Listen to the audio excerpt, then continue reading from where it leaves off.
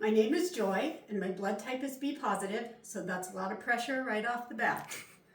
So I was blessed, born to wonderful, loving parents who just doted on me. They loved me so much. I was so happy. Life was wonderful. All my relatives called me Joybird because I was singing all the time.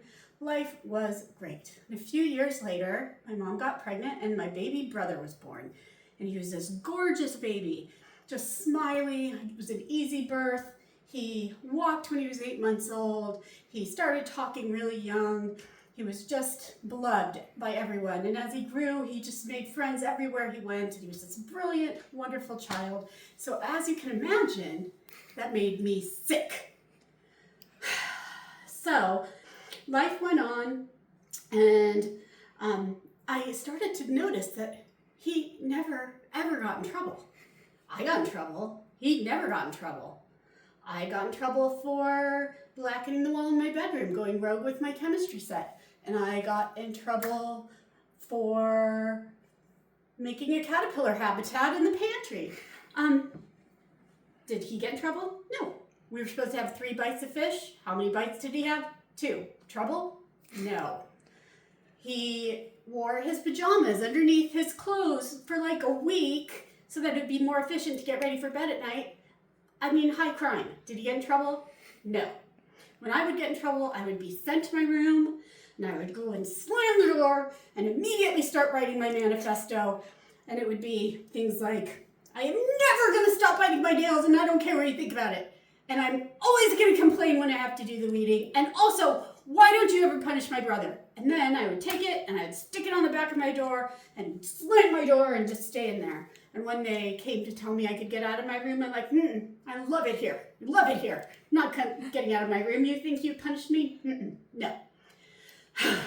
So time passes. He's more and more great. He's like super athletic. He does great at school. Everybody loves him. So one Christmas, he got this Swiss Army knife as a present, and he got the whole lecture, safety, blah, blah, blah, but he loved this thing. So he was outside, carving on wood and doing whatever he did with this thing. He carried it around with him all the time. And you know how sometimes an artist, just a vision just comes to them? Just like a song, a full song in their dreams, or like, just the story just pops out. Well, I had a vision. I walked by his bedroom, which was impeccably clean and organized, rude, and I saw sitting on his dresser this knife. And so I snatched it up, and when nobody was around, I went and I etched his name into the inside leg of the coffee table. Cha-ching. And I just waited for action. So the next day, of course, it was discovered, and he was finally going to get in trouble for something. So I just kind of watched it from the sidelines, and he's like, I didn't do that, but I really didn't do it. I did it. Joy did it. My parents looked at me, I'm like, what? First of all, I don't even have a knife. And second of all, why would I carve his name into the table? So he was in trouble. He was finally in trouble, and this feeling of just vengeance and the universe being set right just took over me. But what I didn't anticipate was that the next day he was like mad. He was like really mad.